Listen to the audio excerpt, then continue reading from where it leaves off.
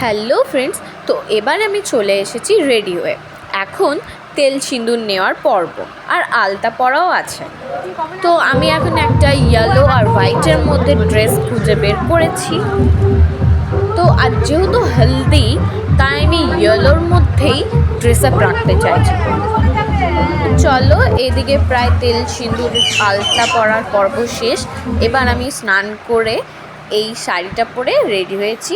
আর আমাদেরকে তো তাড়াহুড়ো করে পাঠিয়ে দিল যে তত্ত্ব নিয়ে বেরিয়ে পড়, এবার নাহলে খুব লেট হয়ে যাবে।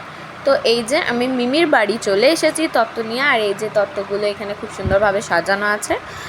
আর ওই যে ওইদিকে মিমির গায়ে হলুদ হচ্ছে।